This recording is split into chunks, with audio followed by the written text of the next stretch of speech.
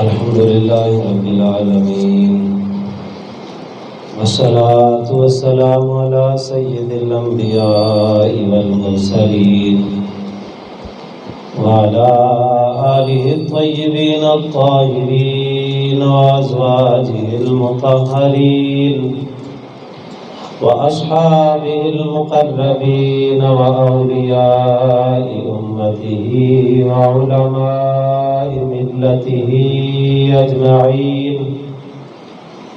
قال الله تبارك وتعالى في كلامه المجيد والفرقان الحميد: فلما جن عليه الليل رأى كوكبا قال هذا ربي فلما أفل قال لا أحب الآفلين.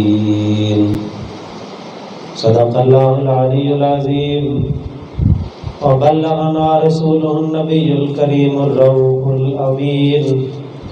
قال الله تعالى: إن الله وملائكته يصلون على النبي يا أيها الذين آمنوا صلوا عليه وسلموا تسليما.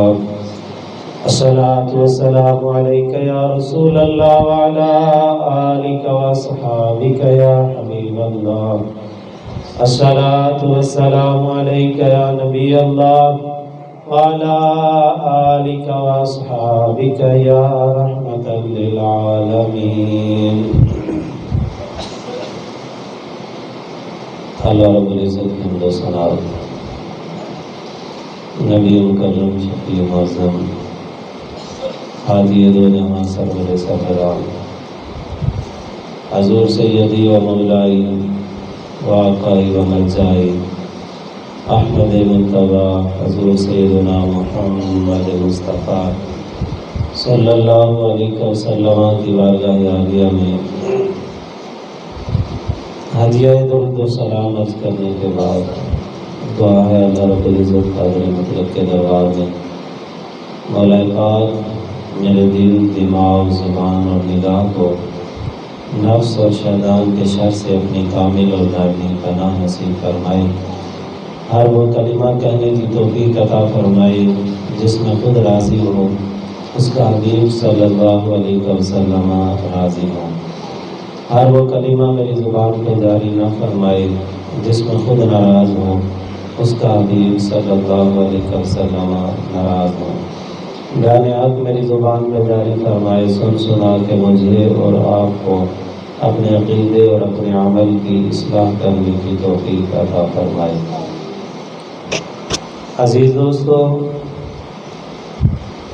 اللہ رب العزت نے انسانوں کی رہنمائی کے لیے 1,24,000 کم و بیش انبیاء کو بھیجا. ہر نبی بڑی شان والا ہے، لیکن پھر ان میں اللہ پاک نے مدارج پیدا کیے، درجات رکھے. خود فرمایا کہ فضلنا بعضهم علی بعض، ہم نے بعض کو بعض پہ فضیلت عطا فرمائی. اب نبی رسول 1,24,000 کم و بیش آئے. ہمارے آقا مولا صلی اللہ علیہ وسلم کا تو اپنا ہی مقام ہے. پہلے انبیاء اور رسول کی اگر بات کریں تو حضرت سیدنا ابراہیم علیہ نبینا علیہ التسلیم کو ایک امتیازی شان ان نبیوں میں حاصل ہے. اللہ تعالیٰ قرآن مجید قرآن رشید کے اندر بار بار ان کا تذکرہ فرماتا ہے. متعدد مقامات پہ اللہ تعالیٰ حضرت ابراہیم علیہ التسلیم کی زندگی کے پہلوؤں کو ذکر فرماتا ہے. حضرت ابراہیم علیہ التسلیم کی زندگی، ان کی سوانح حیات،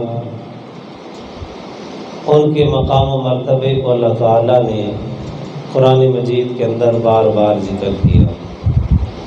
اس کی وجہ یہ ہے کہ ان کی زندگی اہل ایمان کو کلمہ حق بلند کرنے کا جذبہ سکھاتی ہے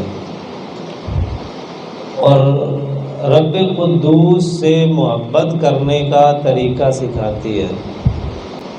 نبی پاک صلی اللہ علیہ وسلم نے اپنی نسبت حضرت ابراہیم علیہ السلام کی طرف کر کے بطور فخر ارشاد فرمایا کہ میں اپنے باپ ابراہیم علیہ السلام کی وہ دعا ہوں جو انہوں نے بیت اللہ شریف میں کھڑے ہو کے مانگی تھی، اور اپنے امتیوں کو بھی رغبت دلائی کہ حضرت ابراہیم علیہ السلام کی ذات والا صفات سے خصوصی انسیت اور تعلق رکھا جائے۔ ویسے تو ہر نبی رسول کو ہم مانتے ہیں، آمن الرسول بما انزل الیہ من ربہ والمؤمنون کل آمن باللہ وملائکتہ وکتبہ ورسلہ، جتنی کتابیں اس نے نازل فرمائی، جتنے اس کے نبی آئے، جتنے رسول آئے، یہ خاصہ صرف مسلمانوں کا حاصل ہے۔ مسلمان اللہ کے ہر نبی کو مانتے ہیں۔ عیسائی نبی پاک سرکار صلی اللہ علیہ وسلم کے انکاری ہیں، یہودی حضرت عیسیٰ علیہ السلام کو بھی نہیں مانتے، نبی پاک صلی اللہ علیہ وسلم کا بھی انکار کرتے ہیں۔ اور اہل ایمان کو اللہ تعالیٰ نے یہ شان عطا کی ہے کہ حضرت آدم علیہ السلام سے لے کے محمد رسول اللہ صلی اللہ علیہ وسلم تک ہر نبی رسول کا اور ان کی نبوت کا ہم اقرار کرتے ہیں۔ جب تک نہیں کریں گے ہمارا ایمان کامل نہیں ہوگا۔ لیکن حضرت ابراہیم علیہ السلام کا تو پھر اپنا مقام ہے، یہ میرے پاک نبی صلی اللہ علیہ وسلم کے جد امجد بھی ہیں۔ ہر نماز کے اندر ان پہ درود پڑھا جاتا ہے، اللہم صلی علی محمد وعلی آل محمد کما صلیت علی ابراہیم وعلی آل ابراہیم انک حمید مجید۔ ہر نماز میں دیکھیں حضرت ابراہیم علیہ السلام کا خصوصی تذکرہ ہوتا ہے، اور ان کے طریقوں کو نبی پاک صلی اللہ علیہ وسلم نے اپنی امت کے اندر جاری فرمایا، اور اپنی ملت کو ملت ابراہیمی قرار دیا۔ صحابہ کرام رضوان اللہ تعالی علیہم اجمعین نے پوچھا تھا، یا رسول اللہ صلی اللہ علیہ وسلم یہ قربانیاں کیا ہیں؟ تو نبی پاک صلی اللہ علیہ وسلم نے ارشاد فرمایا، سنت ابیکم ابراہیم، یہ قربانی تمہارے باپ حضرت ابراہیم علیہ السلام کی سنت ہے۔ اب دیکھیں نبی پاک صلی اللہ علیہ وسلم یہ بھی فرما سکتے تھے کہ قربانی میری سنت ہے، حالانکہ دیکھیں ہمارے لیے تو بالتخصیص نبی پاک صلی اللہ علیہ وسلم کی سنت ہے، کیونکہ کریم آقا صلی اللہ علیہ وسلم نے قربانی کے وجوب کے بعد ہر سال 2 قربانیاں ضرور کی ہیں، اور پھر حجۃ الوداع کے موقع پر کریم آقا صلی اللہ علیہ وسلم نے 63 اونٹ ذبح فرمائے ہیں۔ تو ہمارے لیے تو بالتخصیص نبی پاک صلی اللہ علیہ وسلم کی سنت بھی ہے، لیکن نسبت حضرت ابراہیم علیہ السلام کی طرف کر کے، اور وہ واقعہ حضرت اسماعیل و ابراہیم علیہ السلام کا اس کی یاد تازہ کروا دی، فرمایا سنت ابیکم ابراہیم، یہ قربانی تمہارے باپ حضرت ابراہیم علیہ السلام کی سنت ہے۔ حج دیکھیں، یہ حضرت ابراہیم علیہ السلام پہ ہی لازم ہوا، وَأَذِّن فِي النَّاسِ بِالْحَجِّ، اے ابراہیم علیہ السلام لوگوں میں اعلان کر دیجئے کہ وہ بیت اللہ شریف کے حج کے لیے آئے۔ اور ختنہ یہ مسلمانوں کے اندر یہ حضرت ابراہیم علیہ السلام کی سنت ہے۔ اور نجران کے عیسائی نا یہ مدینہ شریف میں آئے تھے نبی پاک صلی اللہ علیہ وسلم سے بحث کرنے کے لیے، 12 عیسائی تھے۔ نبی پاک صلی اللہ علیہ وسلم سے مناظرہ کیا اور مناظرے میں لاجواب ہو گئے۔ پھر نبی پاک صلی اللہ علیہ وسلم نے مباہلے کا اعلان کیا کہ بھئی جب تم دلائل میں عاجز آ گئے ہو تو آؤ بد دعا دیتے ہیں ایک دوسرے، یہ اس سے بھی بھاگ گئے، اور پھر جا کے نا یہودیوں سے ٹکر لے بیٹھے، ان سے جا کے الجھنے لگے۔ وہ سمجھ گئے کہ بھئی مسلمانوں سے الجھنا ہمارے بس کی بات نہیں ہے، دلائل میں بھی ہم عاجز آ جائیں گے، اور اگر رسول اللہ صلی اللہ علیہ وسلم نے دعا کے لیے ہاتھ اٹھا دیے تو کک کنڈا ہمارا پھر بھی نہیں رہنا، ہم نے برباد ہو جانا ہے۔ اب جا کے نا یہودیوں سے سینگ پھنسا لیے انہوں نے، ان سے بحث کرنے لگے، اور جب یہ دونوں گروپ آپس میں بحث شروع ہوئی تو یہودی کہنے لگے کہ ہم حضرت ابراہیم علیہ السلام یہودی تھے، عیسائی کہنے لگے کہ حضرت ابراہیم علیہ السلام عیسائی تھے، ان کا جھگڑا طول پکڑ گیا اور جھگڑتے جھگڑتے یہ دونوں گروپ فیصلہ لے کے محمد پاک کے دربار میں آ گئے صلی اللہ علیہ وسلم۔ یار عجیب بات ہے، نہ حضور کو یہودی نبی مانتے ہیں نہ عیسائی نبی مانتے ہیں، لیکن آپس میں جھگڑا ہوا اور فیصلہ لے کے اللہ کے محبوب کے در پہ ہی آ گئے ہیں۔ یعنی اس سے نتیجہ یہ نکلتا ہے کہ دل سے وہ بھی مانتے تھے کہ محمد پاک اللہ کے سچے نبی ہیں، اگرچہ وہ اپنے حسد اور بغض اور عناد کی وجہ سے ان چیزوں کا انکار کرتے تھے۔ اب یہ جھگڑا لے کے آئے، عیسائی کہنے لگے کہ اے محمد صلی اللہ علیہ وسلم دیکھیے، ہم کہتے ہیں ابراہیم علیہ السلام عیسائی تھے اور یہودی کہتے ہیں کہ ابراہیم علیہ السلام یہودی تھے، آپ فیصلہ فرمائیں ہمارے درمیان۔ ابھی یہ فیصلہ آیا ہی تھا اور انہوں نے اپنا مقدمہ حضور کے دربار میں پیش کیا ہی تھا کہ اللہ نے قرآن نازل فرمایا یا اہل الکتاب لما تحاجون فی ابراہیم، اہل کتاب یعنی یہودی عیسائی دونوں کو مخاطب کر کے کہا لما تحاجون فی ابراہیم وما انزلت التوراۃ والانجیل الا من بعد، اور حضرت ابراہیم علیہ السلام کے بارے میں کیوں جھگڑتے ہو؟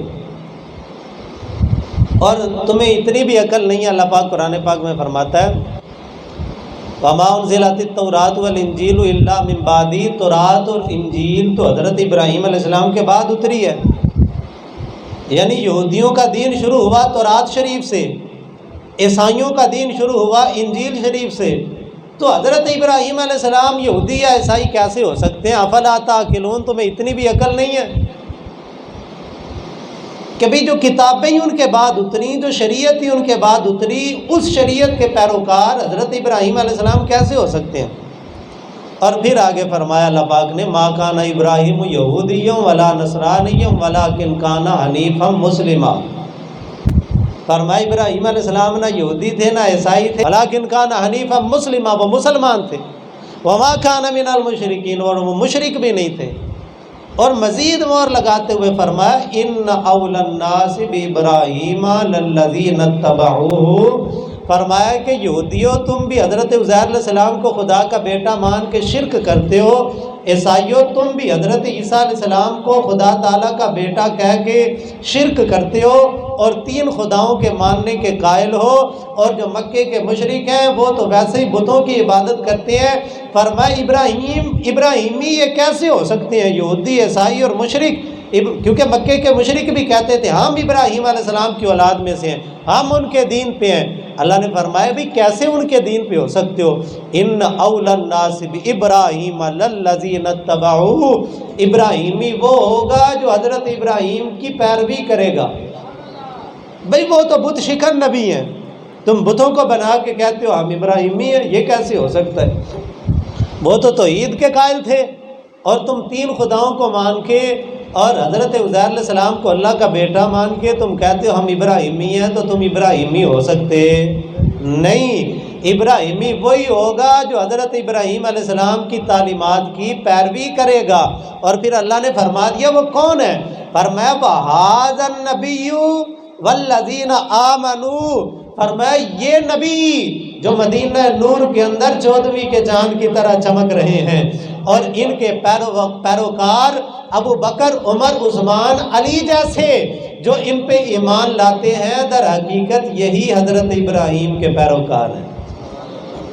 پھر ایک اور مقام پہ فرمایا وَمَنْ أَحْسَنُ دِينًا مِّمَّنْ أَسْلَمَ وَجْهَهُ لِلَّهِ وَهُوَ مُحْسِنٌ وَاتَّبَعَ مِلَّةَ إِبْرَاهِيمَ حَنِيفًا، یہاں پہ بھی ملت ابراہیمی کی طرف اسلام کو منسوب کیا گیا، یعنی اسلام جو احکام لے کے آیا ہے وہ حضرت ابراہیم علیہ السلام کی تعلیمات ہیں۔ اب دیکھیں میں جو بات عرض کر رہا تھا کہ حضرت ابراہیم علیہ السلام کی اتنی امتیازی شان ہے کہ نبی پاک صلی اللہ علیہ وسلم بھی بطور فخر ان کی طرف نسبت فرما لیں، اور ہمارے اسلام کے اندر ان کو اتنی امتیازی شان دی گئی کہ ہر نماز کے اندر ان پہ درود پڑھا جا رہا ہے اور ان کی نام نامی اس میں گرامی کا ذکر ہو رہا ہے۔ اور ہمیں جو کتاب دی گئی قرآن مجید برہان رشید کی صورت کے اندر، اس کتاب کے اندر بھی بار بار اللہ رب العزت حضرت ابراہیم علیہ السلام کی سیرت مبارکہ کے تذکرے فرما رہا ہے۔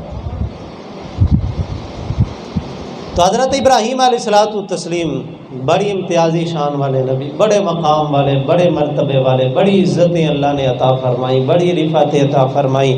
اور میں نے عرض کی اللہ نے قرآن میں فرما دیا، فرمایا واتخذ اللہ ابراہیم خلیلا، میرا ابراہیم وہ نبی ہے کہ جس کو اللہ نے اپنا یار بنایا ہے، جس کو خدا نے اپنا یار بنایا۔ یار یہ دنیا کے کسی ایم پی ایم این اے کے ساتھ یاری لگ جائے نا تو ہمارے پاؤں زمین پہ نہیں ٹکتے۔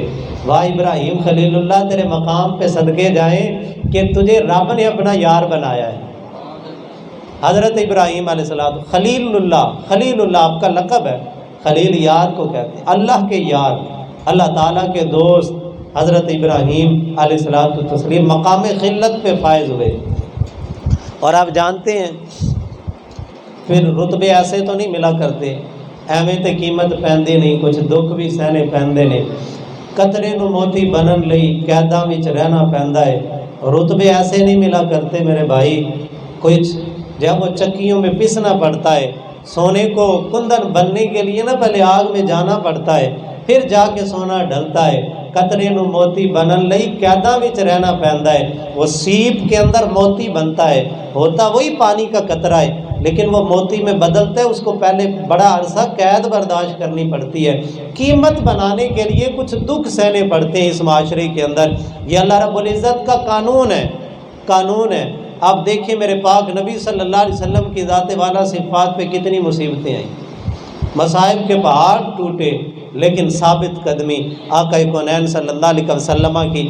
اسی طریقے سے حضرت ابراہیم علیہ السلام کی آیات طیبہ کو اگر آپ دیکھیں نا، آزمائشوں کا ایک تسلسل ہے جن کے بارے میں خود اللہ پاک قرآن پاک میں فرماتا ہے وَإِذِ ابْتَلَىٰ إِبْرَاهِيمَ رَبُّهُ، ابراہیم وہ ہے کہ جن کو ان کے رب نے آزمایا ہے، اور پھر خود مہر لگا کے فرما دیا فَأَتَمَّهُنَّ، ہم نے مختلف آزمائشیں بھیجی، مختلف امتحان جاری کیے اپنے ابراہیم خلیل اللہ علیہ السلام پہ، لیکن یہ ایسا پکا یار تھا، ہر امتحان میں پاس ہو گیا، ہر امتحان میں کامیابی حاصل کی۔ اور پھر آپ کی آیات طیبہ کے اندر جو ایک ہلچل ہے، ایک بے چینی، اب دیکھیں حضرت ابراہیم علیہ السلام کہاں بابل کے اندر پیدا ہوتے ہیں، پھر کہاں شام جاتے ہیں، پھر فلسطین کا، پھر مکے کے اندر آ کے آباد ہوتے ہیں۔ ساری زندگی یہ سفر کے اندر یہ تسلسل ہے، بے چینی سی ہے، عجیب آزمائشیں ہیں۔ ایک جگہ جا کے بسیرا ڈالتے ہیں، حکم ہوتا ہے ابراہیم اٹھو اب کسی اور طرف چلو، ادھر جا کے بیٹھتے ہیں، حکم ہوتا ہے اب یہاں سے بھی اٹھو اور کسی اور سمت چلو، ادھر جا کے بیٹھتے ہیں، حکم ہوتا ہے میرے خلیل اب یہاں سے بھی کوچ کرو۔ اور حضرت ابراہیم علیہ السلام خدا کے حکم پہ سر تسلیم خم کرتے ہوئے کبھی عرش پر، کبھی فرش پر، کبھی اس کے در، کبھی در بدر، غم عاشقی تیرا شکریہ میں کہاں کہاں سے گزر گیا۔ یہ چونکہ یہ سچے محب تھے اللہ تعالیٰ کے، آپ کی نا پیدائش سے قبل یہ ایک عجیب سا ہلچل مچی ہوئی تھی۔ حضرت ابراہیم علیہ السلام کی پیدائش سے قبل نمرود نے ایک خواب دیکھا، اور اس خواب میں اس نے دیکھا کہ ایک ستارہ طلوع ہوا، اور اس کی روشنی اتنی تیز ہوئی کہ سورج کی روشنی بھی ماند پڑ گئی، چاند کی روشنی بھی ماند پڑ گئی، اور ستارے بھی نظر آنا ختم ہو گئے، اور وہ ستارہ پھر بڑھنا شروع ہوا، اور اتنا بڑھ گیا کہ اس کے پورے ملک کے اندر وہ ستارہ پھیل گیا۔ یہ ہڑبڑا کے اٹھا اور فوراً اپنے خادم کو کہا کہ جاؤ کاہنوں اور نجومیوں کو بلا کے لاؤ۔ کاہن اور نجومی بلائے گئے، اور اس نے کہا کہ بھئی میں نے یہ خواب دیکھا ہے، مجھے اس کی تعبیر بتاؤ۔ اب کاہنوں نے اپنی کتابیں کھول کے ذائچے بنا کے حساب کتاب لگانے کے لیے بیٹھ گئے، اور کہنے لگے نمرود تیرا جو یہ خواب ہے نا، اس کی تعبیر یہ ہے کہ ان قریب ایک بچہ پیدا ہوگا جو تیرے ملک کو، تیری ریاست کو نیست و نابود کرے گا، تیرے دین کو ختم کرے گا اور اپنے دین کو جاری کرے گا، تیرے دین کا نام و نشان ختم ہو جائے گا۔ نجومیوں نے جب یہ کہا تو ساتھ ہی اس کو کہہ دیا لیکن تیرے لیے ایک اچھی خبر یہ ہے کہ ابھی تک وہ بچہ رحم مادر میں بھی نہیں آیا، اپنے باپ کی صلب میں ہی ہے، اگر روک سکتا ہے تو روک لے۔ اب نمرود نے پھر ایڑی چوٹی کا زور لگایا، نور خدا ہے کفر کی حرکت پہ خندہ زن، پھونکوں سے یہ چراغ بجھایا نہ جائے گا۔ انسان ہے نا طاقت کے نشے میں مغرور ہو جاتا ہے، وہ کہتا ہے میں اپنی 4 دن کا اقتدار آتا ہے تو لوگ سمجھتے ہیں کہ پتہ نہیں ہمیشہ کا اقتدار ہے، یہ طاقت، یہ جوانی، یہ نشہ ہمیشہ کا ہے۔ اور میرے بھائی جیسے جوانی 4 دن کی ہے، اقتدار بھی 4 دن کا ہے، یہ زندگی بھی 4 دن کی ہے۔ یہ 4 دن کی زندگی پہ اکڑنا نہیں چاہیے۔ یہ 4 دن کی زندگی اللہ کی نعمت ہے، اس کو اللہ کے حضور جھک کے عاجزی کے ساتھ گزارنا چاہیے۔ اب اس نے حکم نامہ جاری کر دیا۔ ایک تو حکم اس نے جاری کیا کہ کوئی مرد اپنی عورت کے پاس آج کے بعد نہیں جائے گا، اور دوسرا حکم اس نے یہ جاری کیا کہ جن عورتوں کے بچہ ہونے والا ہے ان کا خیال رکھا جائے، سپاہی ان کے گھروں پہ ڈیوٹی دیں، اگر لڑکی پیدا ہو تو چھوڑ دو، لڑکا پیدا ہو تو قتل کر دو۔ اتنا شدید حکم تھا۔ اب اس حکم پہ عمل شروع ہو گیا۔ مردوں کو حکم تھا تم نے اپنی عورتوں کے پاس نہیں جانا، اور جو بچے پیدا ہوتے، جو لڑکا ہوتا اس کو قتل کر دیا جاتا، جو لڑکی ہوتی اس کو چھوڑ دیا جاتا۔ ابھی نمرود بچوں کے قتل میں مصروف تھا کہ ایک دن کاہن اور نجومی پھر اس کے پاس آئے، ذائچے انہوں نے بنائے ہوئے تھے، اور آ کے کہنے لگے نمرود تو نے تو بڑی کوشش کر لی ہے، لیکن چلو تجھے ایک اور بتا دیتے ہیں کہ فلاں تاریخ کو، فلاں رات کو وہ بچہ اپنے باپ کے صلب سے اپنے ماں کے رحم کے اندر منتقل ہونے والا ہے۔ ہمارا حساب کتاب یہ کہتا ہے کہ فلاں رات کو وہ بچہ منتقل ہوگا، اب کوشش کر لے جتنی کر سکتے ہو۔ اس نے اعلان کیا، اس نے کہا آپ جو فلاں تاریخ تھی نا، اس نے کہا صبح سے ہی لے کے نا، فجر سے ہی لے کے، اس نے کہا جتنے مرد ہیں سارے جنگلوں میں چلے جائیں، جتنی عورتیں اپنے گھروں میں بند ہو جائیں، نہ کوئی عورت، اگر کوئی عورت گھر سے باہر چلتی ہوئی نظر آ گئی اس کو قتل کر دیا جائے گا۔ اور پھر اس نے جو ہے بنا اپنے گمان کے اندر اس نے قضاء و قدر کے سارے دروازے بند کر دیے، لیکن خدا بھی تو پھر ہے نا، وہ کہتا ہے اذا اراد شیئا نہیں یقول لہ کن فیکون۔ بھئی اس کی طاقت کے آگے پھر کوئی کون پر مار سکتا ہے؟ وہ تو کن فیکون کا مالک ہے میرے بھائی، وہ قادر مطلق ہے، وہ رب العالمین ہے، وہ وحدہ لا شریک ہے، وہ حاکم مطلق ہے، اور وہ مالک کن فیکون ہے۔ پھر بھلا وہ شمع کیا بجھے جسے روشن خدا کرے؟ جس شمع کو خدا جلانا چاہے اس کو کوئی کیسے بجھا سکتا ہے؟ نمرود نے اپنے گمان کے اندر قضاء و قدر کے سارے دروازے بند کر دیے۔ اس نے کہا عورتیں گھروں میں بند ہو جائیں، مرد جنگلوں کے اندر چلے جائیں، اور پھر اتنی احتیاط کی کہ خود بھی جنگل کے اندر جا کے ڈیرا ڈالا، وہاں پہ خیمہ اس کا سج گیا۔ اس نے کہا اب، اور پھر بے فکر ہو کے سو گیا۔ اس نے کہا اب جو احتیاطی تدابیر میں نے کر لی ہیں نا، لیکن قربان جائیں اس خدائے وحدہ لا شریک کی شان پہ۔ واقعہ اپنے علماء سے سنا ہوا ہے، رب نے اس کے سنانے ہی پھر حضرت ابراہیم علیہ السلام کی والدہ ماجدہ اور آپ کے والد ماجد کا ملاپ کروایا، اور وہیں پہ جو ہے وہ حضرت ابراہیم علیہ السلام صلب پدر سے اپنی والدہ ماجدہ کے رحم پاک کے اندر منتقل ہوتے ہیں۔ اور نمرود بے فکر سویا ہوا تھا، باہر نجومیوں نے شور مچا دیا، ہڑبڑا کے اٹھا۔ اس نے کہا کس چیز کا شور ہے؟ کہا نجومی باہر شور مچا رہے ہیں۔ اس نے کہا بلاؤ نجومیوں کو، کیا ہوا؟ نجومی شور مچاتے ہوئے اندر آئے۔ اس نے کہا نمرود تو نے تو بڑی کوششیں کر لی ہیں، لیکن ہمارا ذائچہ بتا رہا ہے کہ وہ بچہ جس نے آج اپنی ماں کے رحم میں منتقل ہونا تھا وہ ہو گیا، تو نہیں روک سکا۔ اس نے پھر اس سے بھی سخت حکم جاری کیا۔ اس نے کہا کہ اب کے بعد اگر کوئی کسی عورت کے ہاں بچہ پیدا ہونے والا ہوا، اس عورت کو ہی قتل کر دو، اس کا پیٹ پھاڑ دو۔ سخت حکم جاری ہو گئے، اگر کسی عورت کا بچہ ہو گیا تو اس کو وہیں پہ قتل کر دو۔ پھر قربان جائیں آپ کی والدہ ماجدہ اماں پاک کو جب محسوس ہوا نا کہ میرا بیٹا ابراہیم میرے رحم کے اندر منتقل ہو چکا ہے، آپ نے اپنے خامند کو بھی یہ بات نہیں بتائی، ان سے بھی چھپایا، اتنا اپنے پوشیدہ رکھا۔ اور پھر جب حضرت ابراہیم علیہ السلام کی پیدائش کا وقت قریب آیا تو آپ دور شہر سے باہر 2 پہاڑوں کے درمیان ایک تاریک غار تھی، اتنی اندھیری غار تھی کہ سیرت کی کتابوں میں لکھا ہے کہ سخت سیاہ راتوں میں جتنا اندھیرا ہوتا ہے نا، ہاتھ کو ہاتھ سجائی نہیں دیتا، اتنی تاریک وہ غار تھی۔ حضرت ابراہیم علیہ السلام کی اماں جان اس غار کے اندر تشریف لے گئیں، اور جو ہی اماں پاک نے اس غار کے اندر قدم رکھا وہ تاریک غار روز روشن کی طرح روشن ہو گیا، روشنی ہو گئی۔ اور پھر بعد از پیدائش جب حضرت ابراہیم علیہ السلام پیدا ہو گئے تو آپ کی والدہ ماجدہ نے نہ حضرت ابراہیم علیہ السلام کو کپڑے کے اندر لپیٹا اور لپیٹ کے وہیں پہ لٹایا، اور لٹا کے غار کے دروازے کو پتھروں کے ساتھ بند کیا، بہت بڑی وزنی چٹان لا کے غار کے دہانے کے آگے بند کر دیا اس کا منہ، تاکہ کوئی درندہ اندر داخل ہو کے میرے بیٹے کو نقصان نہ پہنچا دے۔ اور احتیاطی تدابیر کر کے اماں پاک واپس شہر کے اندر تشریف لے گئیں، اور 9 مہینے حضرت ابراہیم علیہ السلام اس غار کے اندر رہے۔ پھر اللہ تعالیٰ ان کی پرورش کرتا رہا، اور پھر جب وہ اللہ تعالیٰ نا اپنی قدرت پھر کبھی کبھی دکھاتا ہے، اصولوں کو توڑتا ہے، وہ قانونوں کو توڑ کے اپنی شان دکھا کے بتاتا ہے کہ بھئی میں ہوں، میں چاہوں تو ایسے بھی بچوں کو پال دیتا ہوں۔ ہم نے تاریخ کی کتابوں میں پڑھا ہے کہ علماء فرماتے ہیں کہ ایک علاقے کے اندر طاعون آ گیا، اور وہ اتنا شدید طاعون تھا کہ لوگوں کو لاشیں اٹھانے کی بھی فرصت نہیں ملی، اور کہتے ہیں کہ لوگ باہر سے جب آتے تھے نا کہ اس بستی کے اندر، تو کسی گھر کا دروازہ کھولتے تھے تو اندر لاشوں کے ڈھیر ہی نظر آتے تھے۔ تو کہتے ہیں کہ ایک گھر کا دروازہ کھولا، جب اندر گئے تو سارے ہی مرے ہوئے تھے، کوئی بھی زندہ انسان نہیں تھا، ایک بچہ تھا، وہ لاشوں کے درمیان کھیل رہا تھا۔ کہتے ہیں حیران ہوئے کہ ساری بستی مر گئی، یہ بچہ کیسے بچ گیا، اور پھر بچ بھی گیا اور پل بھی رہا ہے۔ کہتے ہیں صحت مند بھی بڑا تھا، یہ بچ کیسے گیا اور پل کیسے رہا ہے؟ کہتے ہیں اسی جستجو میں وہ ایک کونے میں بیٹھ گئے کہ دیکھتے ہیں اس بچے کا بنتا کیا ہے۔ فرماتے ہیں کہ اس گھر کی ایک کھڑکی سے ایک جانور، مادہ جانور اس گھر کے اندر داخل ہوئی، اور گھر کے اندر داخل ہو کے اس بچے کو اپنا دودھ پلا کے بھاگ کے چلی گئی۔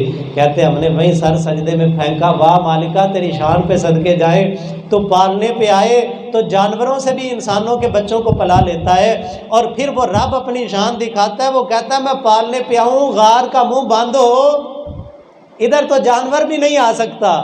لیکن حضرت ابن عباس رضی اللہ تعالیٰ عنہ فرماتے ہیں حضرت ابراہیم علیہ السلام کو پھر رب نے پالا، اور پھر رب نے کیسے پالا؟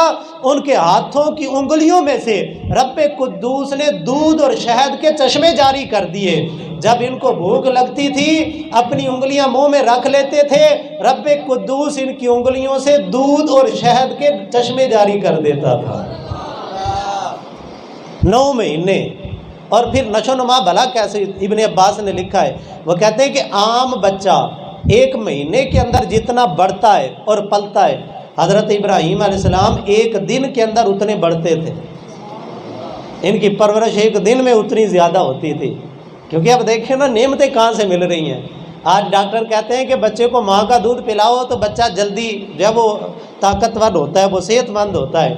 اگرچہ مائیں نہیں پلاتی، وہ ڈبے کا دودھ پلاتی ہیں، اور پھر جب وہ پرانی مائیں تو کہتی ہوتی تھی میں تینوں دودھ معاف نہیں کرنا، تو آج کی ماں تو اس قابل بھی نہیں ہے کہ وہ اپنے بچے کو کہہ سکے میں تینوں دودھ معاف نہیں کرنا، کیونکہ اس نے بیچارے نے تو پیا ہی ڈبے کا ہے، تو وہ اب ڈبے سے تو معاف کروا ہی لے گا۔ تو حضرت ابراہیم علیہ السلام اب ماں کا دودھ، لوگ کہتے ہیں صحت میں، کیونکہ قدرتی چیز ہے، پھر قربان جائیں حضرت ابراہیم علیہ السلام کو تو جنت سے دودھ مل رہا تھا، اور جنت سے شہد کی نہر کے کنیکشن ان کی انگلیوں کے ساتھ جڑے ہوئے تھے، پھر کیسے وہ نشو نما نہ پاتے؟ 1 دن کے اندر 1 مہینے جتنے پلتے بڑھتے تھے حضرت ابراہیم علیہ السلام، اور آپ کی والدہ ماجدہ ہفتے میں 1 دن آ کے چکر لگا کے جاتی تھی، ان کو دیکھ کے جاتی تھی۔ اور پھر آج ہی میں نے ایک کتاب کے اندر پڑھا کہ حضرت ابراہیم علیہ السلام کی والدہ ماجدہ جب اس غار کے دہانے پہ آتی نا، تو آپ کے چہرے کو دیکھ کے جو وزنی پتھر تھا نا جو غار کے دہانے پہ پڑا ہوا تھا، وہ پتھر اڑ کے ہوا کے اندر کھڑا ہو جاتا آپ کے چہرے کو دیکھ کے۔ آج نا سائنس نے بڑی ترقی کی، وہ کہتے ہیں جی ہم نے فیس لاک بنا دیے ہیں، ہم نے فیس لاک بنایا کہ انسان کے چہرے کو دیکھ کے وہ لاک کھلتا ہے، وہ انسان سامنے ہے، موبائلوں کے اندر بھی موجود ہے یہ سافٹ ویئر کہ بھئی وہ انسان، فلاں انسان کا چہرہ موبائل کے سامنے ہوگا تو تالا کھل جائے گا۔ گھروں کے اندر بھی دروازوں میں بھی یہ لاک لگے ہوتے ہیں کہ بھئی وہی بندہ آ کے دروازے کے سامنے کھڑا ہوگا تو اس کے چہرے کی لکیریں دیکھ کے وہ دروازے کا تالا کھل جائے گا۔ لیکن قربان جائیں رب نے اس دور کے اندر جس کو آج کا انسان کہتا ہے وہ پتھر کا دور تھا، ان لوگوں کو جینے کا سلیقہ نہیں آتا تھا، وہ پتھر کا زمانہ تھا، میرے رب نے پتھر کے زمانے کے اندر فیس لاک یہ جو آج کا ترقی یافتہ انسان کہتا میں نے بنایا ہے، رب نے فرمایا تیری کوئی بہادری نہیں ہے، ہم نے تو پتھر کے زمانے میں بھی یہ چیزیں بنا دی تھیں، اور جن چیزوں کا تو محتاج ہے ہم نے ان کے بغیر وہ چیزیں پیدا کر دی تھیں۔ وہ بھاری چٹان حضرت ابراہیم علیہ السلام کی اماں جان کے چہرہ پاک کو دیکھ کے ہوا میں معلق ہو جاتی، اور آپ اندر جاتی ہیں، اپنے بیٹے کے پاس بیٹھتی ہیں، اس کے گفت و شنید ہوتی، باتیں ہوتی، اور باتیں ہونے کے بعد حضرت ابراہیم علیہ السلام کی والدہ ماجدہ جب واپس آتی، غار سے باہر نکلتی تو وہ پتھر واپس آ کے غار سے لگ جاتا۔ اللہ اکبر کبیرہ۔ جب پیدا ہوئے تو جا کے خامد کو کہہ دیا کہ میں نے تجھ سے چھپایا تھا، بچہ ہوا ہے لیکن مردہ پیدا ہوا ہے، چھپایا پھر بھی نہیں بتایا، لیکن جب 9 مہینے ہو گئے جا کے اپنے خامد کو کہنے لگے، انہوں نے کہا کہ بھئی میں نے تجھ سے پہلے بھی چھپایا اس بات کو، پھر جب بچہ پیدا ہوا تب بھی تجھ سے چھپایا کیونکہ خطرہ تھا، لیکن اب نہیں چھپانا، اب 9 مہینے کا وہ ہو گیا، اور 9 مہینے کا ہو کہ وہ اتنا بڑا ہے کہ 14ویں کے چاند کی طرح اس کا چہرہ چمکتا ہے، وہ اتنا سونا ہے، اور سونا کیوں نہ ہو، ان کی پیشانی میں محمد مصطفیٰ کا نور جو چمک رہا تھا، میرے آقا کا نور ان کی پیشانی میں تھا، پھر وہ کیسے خوبصورت نہ ہوتے۔ حضرت ابراہیم علیہ السلام کی والدہ ماجدہ نے اپنے خاوند کو بتایا، ان کو کہا کہ بھئی یہ بچہ صحیح سلامت ہوا تھا، اور اب جو ہے نا وہ بڑا صحت مند بچہ ہے۔ تو جب باپ نے سنا تو ان کے دل میں بھی شوق پیدا ہوا کہ میں بھی اپنے بیٹے کو دیکھوں، تو فوراً ہی کہا کہ بھئی چل مجھے بھی دکھا، میں نے بھی دیکھنا ہے۔ تو اب جو ہے نا دونوں میاں بیوی وہاں سے نکلے، اور جا کے اس چٹان کے اس غار کے سامنے جب پہنچے نا، آپ کی اماں جان کا چہرہ اس چٹان نے دیکھا تو وہ چٹان پھر اڑ کے ہوا کے اندر ٹھہر گئی۔ آپ کے والد ماجد حیران ہو گئے کہ بھئی یہ اتنی وزنی چٹان یہ اڑ کے ہوا کے اندر کیسے چلی گئی، اور پھر جب اندر گئے، اندر جاتی حضرت ابراہیم علیہ السلام کے چہرے کو دیکھا۔ اللہ اکبر کبیرہ۔ آدم چشتی نے کہا تھا نا، چنا مان لیا چانن تیرا، کردہ دور ہنیرا، مان نہ کر تو چنا استے تو یار نے ڈٹھا میرا، اور زلفاں وچوں چڑھن ستارے، بجلیاں پین نگاہوں، کیڑا دعوے دار ہو سندہ انہوں پھڑ کے لیاؤ باہوں۔ حضرت ابراہیم علیہ نبینا علیہ السلام کے چہرہ پاک کو جب آپ کے والد ماجد نے دیکھا تو اسی وقت وہ کہنے لگے کہ بھئی اتنا سونا، اور پھر قسم اٹھا کے کہا، انہوں نے کہا نمرود کی کیا اوقات ہے اس میرے بیٹے کو نقصان پہنچا سکے، ان کو لے کے چلتے ہیں۔ اب جو ہے نا دونوں حضرت ابراہیم علیہ السلام کو بازو سے پکڑا، غار سے باہر لے کے آئے۔ حضرت ابراہیم علیہ نبینا علیہ السلام نے باہر نکل کے نا تو بکریوں کو چرتے ہوئے دیکھا، تو اپنی اماں جان کو کہنے لگے اماں یہ کیا ہے؟ بکریاں تھیں، بھیڑیں تھیں، گائیں تھیں۔ کہنے لگے اماں جی یہ کیا ہے؟ تو والدہ ماجدہ نے جانوروں کے نام بتائے کہ بھئی یہ فلاں چیز ہے، یہ فلاں چیز ہے، یہ فلاں جانور ہے۔ تو آپ کہنے لگے کہ بھئی یہ یہاں پہ کیا کرنے آئی ہیں؟ تو انہوں نے کہا کہ بھئی رزق کی تلاش میں آئی ہیں۔ انہوں نے کہا ان کا رازق کون ہے؟ تو آپ کی والدہ ماجدہ نہ سمجھ گئیں، انہوں نے کہا یہ وہی بچہ ہے جس کی تلاش نمرود کو تھی، وہ جس کو نمرود تلاش کر رہا تھا نا، یہ وہی بچہ ہے۔ اور پھر حضرت ابراہیم علیہ السلام کو چند روز کے لیے اور چھپا دیا، انہوں نے کہا ابھی ان کو نہ نکالو۔ آپ جانتے ہیں حضرت ابراہیم علیہ السلام کو جب آگ کے اندر ڈالا گیا اس وقت آپ کی عمر 16 سال تھی۔ جب آپ کو آگ کے اندر نمرود نے ڈالا تھا صرف 16 سال عمر تھی اس وقت حضرت ابراہیم علیہ السلام کی۔ اور حضرت ابراہیم علیہ السلام جب غار سے باہر تشریف لے کے آتے ہیں سب سے پہلے اپنے گھر سے ابتدا کرتے ہیں۔ آپ کے والد ماجد تو توحید پرست تھے، جناب طارق ان کے والد ماجد کا نام تھا۔ حضرت ابراہیم علیہ السلام کا چچا تھا آذر اس کا نام تھا، یہ بت پرست تھا۔ سب سے مشکل مرحلہ ہوتا ہے اپنے گھر کے اندر تبلیغ کرنا، بڑے بڑے لوگ پریشان ہو جاتے ہیں، لیکن اقبال نے کہا تھا اگرچہ بت ہیں جماعت کی آستینوں میں، مجھے ہے حکم ازاں لا الہ الا اللہ۔ جب بندہ دین کے لیے جد و جہد شروع کرتا ہے نا تو پھر راستے کے اندر بڑی بڑی رکاوٹیں آتی ہیں، کبھی اولاد آتی ہے، کبھی بیوی آتی ہے، کبھی ماں باپ آتے ہیں، کبھی برادری آتی ہے، کبھی حکومت بھی آ جاتی ہے، لیکن بندہ مومن ان تمام چیزوں کا مقابلہ کرتا ہے۔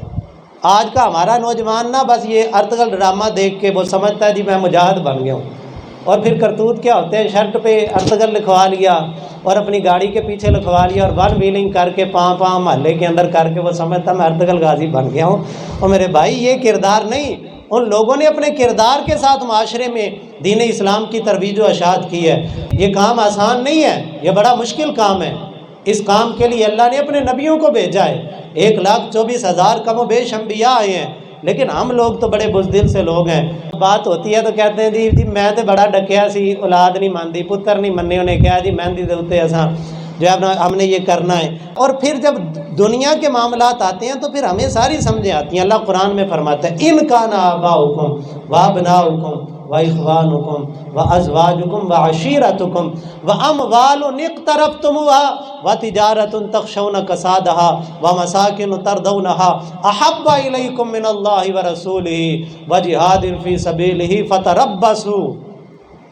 فرمایا بندہ مومن کی شان یہ ہے، نہ آل اولاد، نہ میاں نہ بیوی، نہ خامند، نہ اپنے آبا و اجداد، نہ مال و دولت، نہ اپنی تجارت، نہ اپنے رہنے کے مکان، یہ تمام چیزیں اگر اللہ رسول سے زیادہ محبوب ہیں تو اللہ فرماتا ہے فتربصوا، پھر انتظار کرو حتی یاتی اللہ بامرہ، پھر اللہ اپنا عذاب بھیجے گا۔ مومن کی شان یہ ہے، مومن نہ قبیلہ دیکھتا ہے، نہ برادری دیکھتا ہے، نہ جو ہے وہ اپنے گھر بار کو دیکھتا ہے، نہ بچوں کو دیکھتا ہے، نہ اپنے آبا و اجداد کو دیکھتا ہے۔ مومن دیکھتا ہے تو محمد مصطفیٰ کی ذات کو دیکھتا ہے۔ ہمیں بتاؤ ہم نے کلمہ زمانے کا پڑھا ہے یا حسین کے نانے کا پڑھا ہے؟ کلمہ تو محمد پاک کا ہی پڑھا ہے نا صلی اللہ علیہ۔ حضرت ابراہیم علیہ السلام نے گھر سے تبلیغ شروع کی۔ آپ کا چچا بت بنا کے بیچا کرتا تھا، آپ کو کہنے لگا بھتیجے تو بھی میرے ساتھ چل اور بازار کے اندر جا کے بت بیچتے ہیں۔ آپ نے کہا ٹھیک ہے چچا چلتے ہیں۔ ابراہیم علیہ السلام کو اس نے بت پکڑایا اور کہنے لگا چل اس کو بیچ۔ آپ نے اس بت کی گلے کے اندر رسی ڈالی اور رسی ڈال کے نا رستے میں ایک نالی تھی گندا پانی، اس گندے پانی کے اندر اس کو ڈبکی لگوائی اور ڈبکی لگوا کے گھسیٹتے ہوئے اس کو بازار لے کے گئے اور جا کہنے لگے لوگوں ایسا خدا خرید لو جس کو میں گندے پانی میں ڈبکی بھی لگوا کے آیا ہوں، وہاں بھی اپنے آپ کو نہیں بچا سکا، اور دیکھو میں نے اس کے گلے میں رسی بھی ڈالی ہوئی ہے اور یہ مجھ سے بھی اپنے آپ کو نہیں بچا سکتا، پھر بھی تم نے خریدنا تو خرید لو۔ اب کون خریدے؟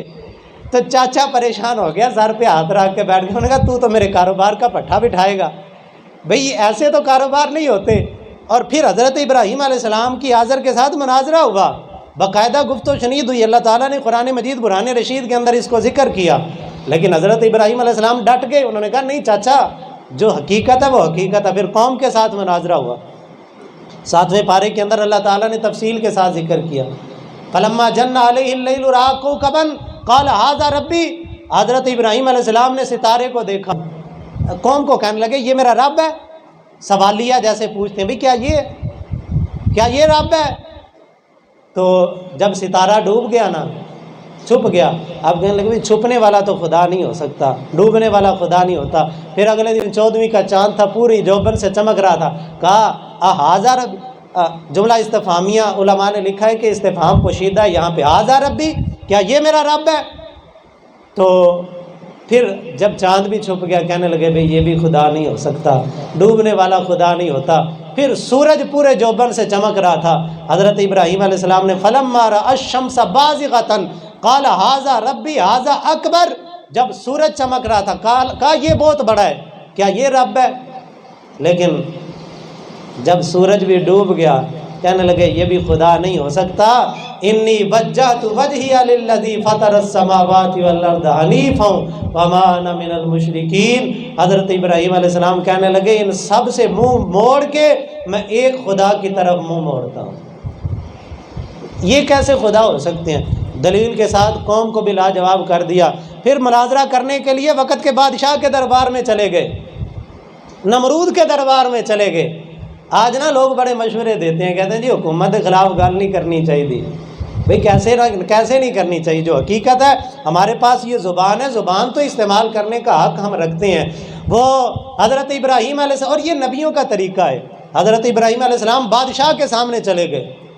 قرآن پاک کے 3 پارے کے اندر اللہ نے اس کو ذکر کیا، الم تر الی الذی حاج ابراہیم فی ربی، اے حبیب پیارے کہ آپ نے دیکھا نہیں اس بندے کو جو ابراہیم سے لڑ رہا تھا، جھگڑ رہا تھا، مناظرہ ہو رہا تھا۔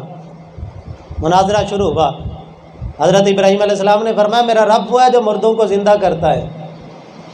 وہ کہنے لگا یہ کام تو میں بھی کر دیتا ہوں، اور پھر اس نے اپنی بے وقوفانہ دلیل دی۔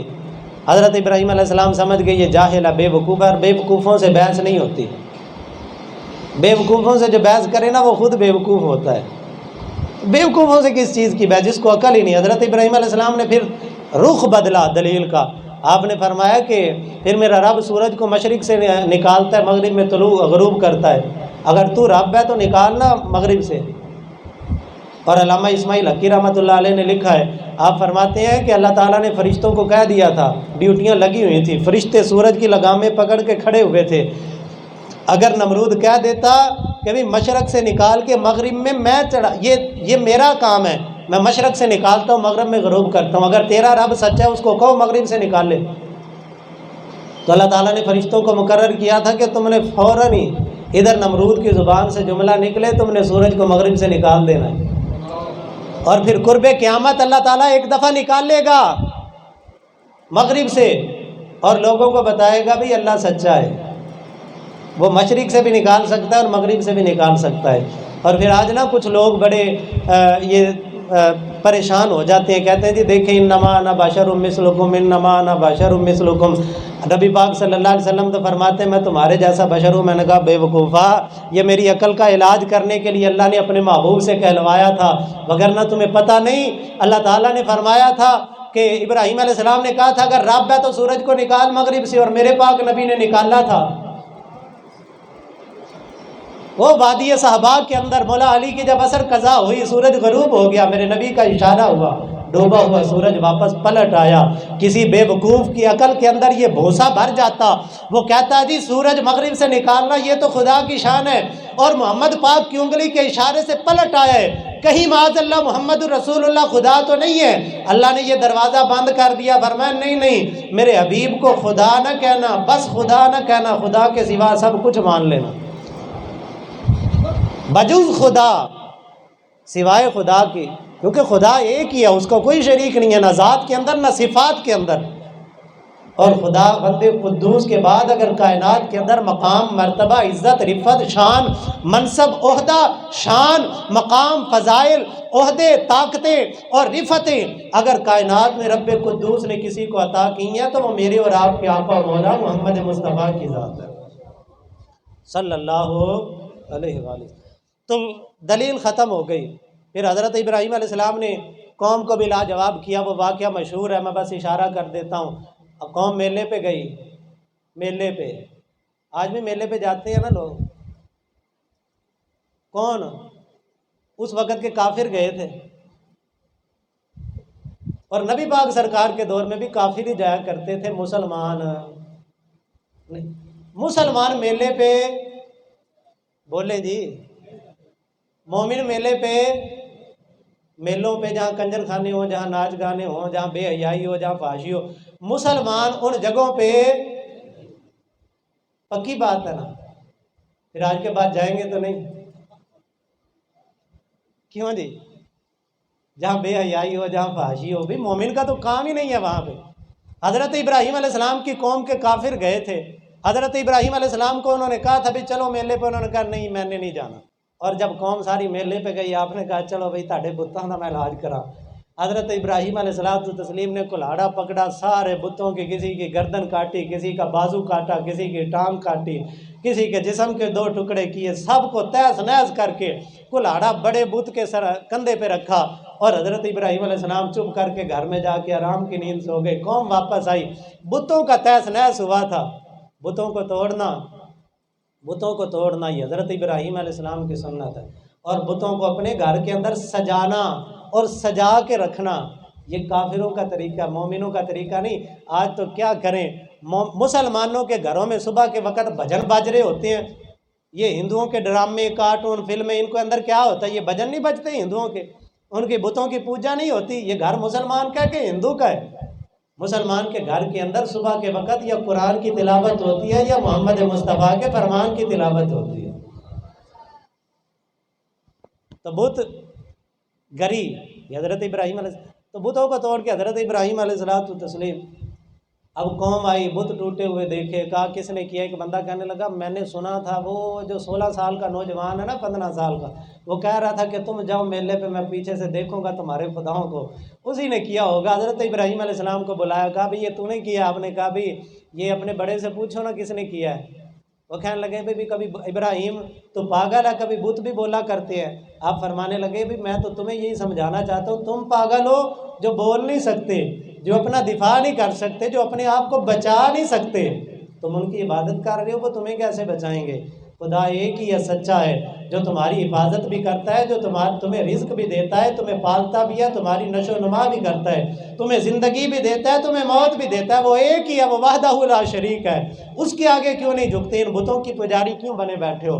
حضرت ابراہیم علیہ السلام کی دلیل کے سامنے جب قوم عاجز آ گئی، انہوں نے کہا ان کو جلاؤ، قالوا حرقوہ وانصروا آلہتکم، انہوں نے کہا ابراہیم کو جلاؤ اور اپنے خداؤں کی مدد کرو، اپنے خداؤں کی مدد کرو۔ مومن جو ہوتا ہے نا، مومن اور کافر میں یہی فرق ہے، کافر اپنے خدا کی مدد کرتا ہے، مومن کی مدد اس کا خدا کرتا ہے۔ مومن اپنے خدا کی مدد نہیں کرتا، بلکہ مومن کا خدا مومن کی مدد کرتا ہے۔ تو حضرت ابراہیم علیہ السلام کو قوم کہنے لگی حرقوہ وانصروا آلہتکم، ان کو جلا دو، ان کو آگ کے اندر ان کو آگ لگا دو، اور پھر آگ کے لیے تیاری کی گئی اور باقاعدہ حکومتی مشینری اس کے اندر مشغول ہوئی۔ یہ حکومتیں شروع سے ہی گندے ہی کام کرتی آئی ہیں، نبیوں کے خلاف ہی ان کے کام رہے ہیں۔ تو انہوں نے کہا کہ بھئی حضرت ابراہیم علیہ السلام کو جلانا ہے، 45 فٹ لمبا 45 فٹ لمبا، 30 فٹ چوڑا اور 45 فٹ اونچا یہ مکان ہال تیار کیا گیا، اور اس ہال کے اندر اب اعلان ہوا حکومتی سطح پہ بھئی لکڑیاں اکٹھی کرو، لکڑیاں اکٹھی کرنی شروع ہو گئے، اور لکڑیاں اب سرکاری اعلان تھا، ہر بندہ لکڑیاں، لوگ منتیں مانتے تھے اپنے بتوں کی مدد کرو، جیسے آج کل منتیں مانتے ہیں نا جی میں بودھی رکھاں گے اپنے منڈے دی، یہ بودیاں رکھی ہوتی ہیں جی، کیوں رکھی ہے جی میں فلاں تھا تے منت منی ہو، یار یہ کون سی منت ہے جی تم اپنے بیٹے کی بودھی رکھ رہے ہو؟ یہ اسلام اس کی اجازت نہیں دیتا جی، میں منت رکھنی ہے فلانے دربار تے جا کے فلانے درخت نال دھاگا بننا ہے، یہ دھاگا باندھنے کی منت کہاں سے آ گئی؟ یہ شریعت جی میں نچدیاں فلانے دربار تے تمال پاندیاں جانا ہے، یہ کون سی منت آ گئی جی؟ فلانے دربار تے میں منت منی ہے، فلانا کام ہو گیا، میں انہیں پیالے بھنگ دے پینے نے، اور کوئی خدا کا خوف کرو، کوئی شرم کرو، یہ کون سی منتیں ہیں؟ شریعت کے اندر ان منتوں کا کوئی وجود نہیں ہے، اور یہی منتیں اس دور کے کافروں نے مانی تھیں، میرا فلانا کام ہو جائے میں ابراہیم دی آگ دے وچ حصہ پاواں گا، یہ کتابوں میں لکھا ہوا ہے، لوگ منتیں مانتے تھے، یہ تو کافروں کا طریقہ ہے۔ مومنوں کا طریقہ، یہ کافروں نے منتیں مانی۔ تو بہرحال سرکاری مشینری اس کام میں سرگرم ہوئی، حضرت ابراہیم علیہ السلام کو جلانے کے لیے۔ لوگوں نے پوچھا تو ہوگا نا اتنی آگ جلا رہے ہو، کتنے بندے جلانے ہیں؟ جواب یہ تھا ایک کوئی بندہ سہارنا ہے، پر بندہ بڑا ڈاڈا ہے، بڑی کوشش کی، اتنی بڑی آگ جلائی، اتنی بڑی آگ جلائی کہ 3 میل کی بلندی پہ اگر پرندہ اس کے اوپر سے گزرتا جل بھن کے اس آگ کے اندر گر جاتا۔ میں میرا رب یہی تو بتانا چاہتا ہے، بھئی نمرود نے لاکھ پیرے لگائے، ہم نے ابراہیم علیہ السلام کو پیدا کر دیا۔ نمرود نے پھر بڑی کوشش کی کہ یہ بچہ پیدا ہوتے ہی قتل کر دیں، ہم نے اس کو پروان بھی چڑھا لیا۔ نمرود نے پھر کوشش کی ہم اس کو آگ کے اندر جلا دیں، رب نے کہا بھی کوشش کر، اس نے بڑی کوشش کی، آج بھی نا بڑی جی ہم یہ کر دیں گے، ہم وہ کر دیں گے، اور میرے بھائی 4 دن کی طاقت ہے، 4 دن کی حکومت ہے، کر لو جو کرنا ہے، خدا کی عدالت لگنی ہے، رب کے دربار کے اندر پیش ہونا ہے، وہاں ایک ایک چیز کا حساب دینا پڑے گا۔ علماء پہ ظلم و ستم کے پہاڑ توڑ لو، کتنے توڑ سکتے ہو؟ بند کر لو علماء کو جیلوں کے اندر، کتنا کر لو گے؟ کتنے پہاڑ ظلم کے توڑ لو گے؟ آج طاقت کا نشہ نمرود نے بھی بڑا کیا تھا، اس نے کہا میں آگ جلاؤں گا، اتنی بڑی آگ جلا کے اس نے کہا ابراہیم علیہ السلام کو جلانا ہے۔ پھر حضرت ابراہیم علیہ السلام آگ کے اندر گئے، اور اللہ نے فرمایا یا نار کونی بردم و سلاما علی ابراہیم، ادھر سے بس ایک حکم ہوتا ہے، ان کی ساری کوششیں، ان کے سارے حربے، ان کی ساری مشینریاں فیل ہو جاتی ہیں، بس ادھر سے کن کا حکم ہوتا ہے، ان کے سارے منصوبے رب قدوس نیست و نابود کر کے ان پہ ہی ڈال دیتا ہے۔